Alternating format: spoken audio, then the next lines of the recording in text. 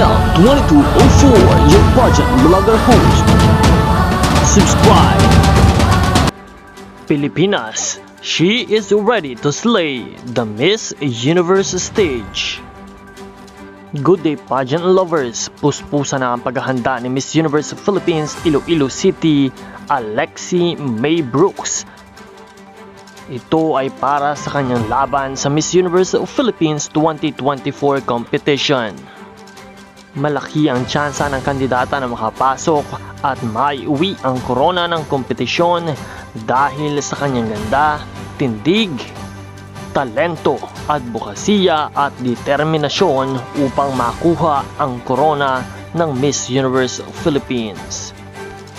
Kasama ang lahat ng mga taong nagmamahal at patuloy na sumusuporta sa kanya.